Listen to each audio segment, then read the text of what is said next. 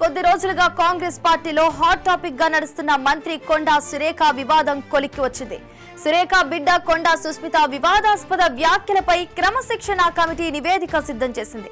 TPCC chief Mahesh Kumar Goud స్వయంగా క్రమశిక్షణ committee chairman Mallu Ravi, vice chairman Shyam Mohan నివేదిక సమర్పించారు. అలాగే పార్టీ అధిష్టానానికి మెయిల్ ద్వారా నివేదిక పంపినట్లు తెలుస్తోంది. నివేదిక సమర్పించిన తర్వాత మల్లు రవి మీడియాతో మాట్లాడుతూ క్రమశిక్షణ తప్పిన నేతల వల్ల పార్టీకి ప్రభుత్వానికి ఇబ్బందని, వారిపై తీవ్రమైన చర్యలు తీసుకోవాలని పార్టీ హైకమాండ్ కు రిపోర్ట్ ఇచ్చినట్లు చెప్పారు. మరోవైపు ప్లానింగ్ కమిషన్ ఉపాధ్యక్షులు చెన్నారెడ్డి చేసిన వివాదాస్పద వ్యాఖ్యలపైన క్రమశిక్షణ కమిటీ నివేదిక సమర్పించింది. ఆయన కూడా సీఎం రేవంత్ టికెట్లు అమ్ముకున్నారంటూ సంచలన వ్యాఖ్యలు చేయడంతో ప్లానింగ్ కమిషన్ పదవి నుంచి తొలగించాలని కమిటీ సిఫారసు చేసినట్లు తెలుస్తోంది.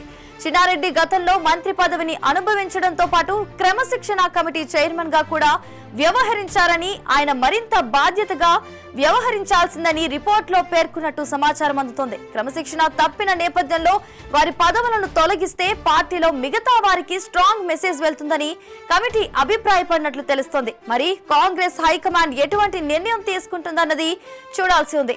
ఒకవేళ వేటు పడితే కొండా సురేఖ, చెన్నారెడ్డి తమ భవిష్యత్తుపై ఎటువంటి నిర్ణయం తీసుకుంటారన్నది ఉత్కంఠగా మారింది. పార్టీ మారుతారా, కాంగ్రెస్ లోనే కొనసాగుతారా? పార్టీ మారితే బీఆర్ఎస్ లోకా, బీజేపీలోకా లేదా కవిత పార్టీలో చేరుతారా అనేది చూడాల్సి ఉంది.